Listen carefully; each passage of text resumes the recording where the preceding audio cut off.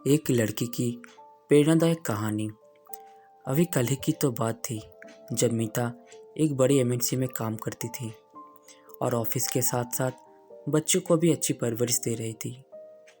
मीता की जॉब के चर्चे सारे लोग करते थे कि वो कितने अच्छे तरीके से सब बैलेंस करती है।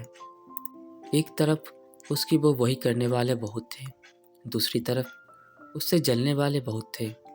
मीता को किसी से कोई मतलब नहीं था। वो एक साधारण विचारों वाली लड़की थी।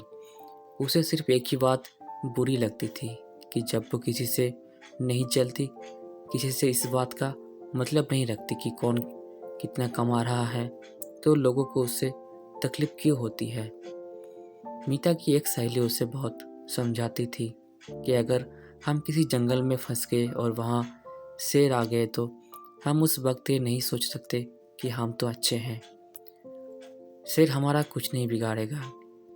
सपना उसको समझाती थी कि ये समाज की रीत है, किसी को खुद कुछ नहीं करना, लेकिन दूसरा जो कर रहा है उससे दुखी होना है। ऐसे में ये सोचना कि हम तो अच्छे हैं तो हमारे साथ कोई क्यों बुरा करेगा, शायद शेर वाली बात पर फिर बैठता है। मीता और सपना आखिर में एक गाना गुनगुनाते कि कुछ तो लोग कहेंगे, लोगों का काम है कहना।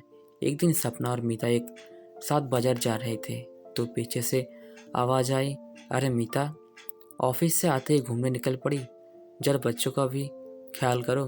तुम सारा दिन तो ऑफिस होती हो, कम से कम शाम के वक्त तो बच्चों को समय दे दिया करो।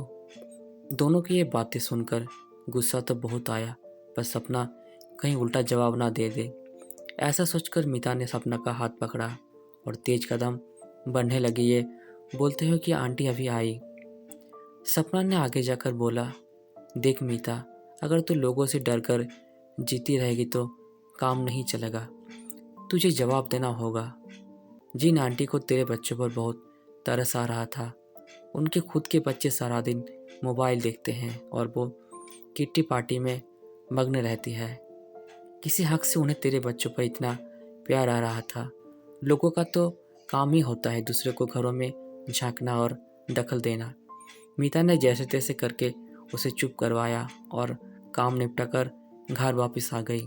घर आई तो देखा एक मेल आया हुआ था कि उनकी कंपनी बंद हो रही है और उस जैसे कई लोग बेरोजगार हो गए हैं। दर्द अब आंसुओं में बो निकला। बच्चे आए और बोले, मम्मी क्या हुआ, आप रो क्यों रही हो। मीता कुछ नहीं बोल पाई और उस आंटी के शब्द अब सुई जैसे चुभ रहे थे। धीरज जब वापस आई तो मीता की बात सुनकर बोला, मीता, वक्त को थोड़ा वक्त दो। आज पूरा 1 साल हो गया था मीता को घर रहते हुए, जिसमें मीता अपने बच्चों के बहुत करीब आ गई थी। एक दिन उसके एक कंपनी से जॉब ऑफर आता है और उसे नौकरी मिल जाती है। बच्चे भी बड़े हो चुके थे, खुद को संभालने लायक, और अब मीता को समझ आ गया था कि कभी कभी वक्त को वक्त देना पड़ता है।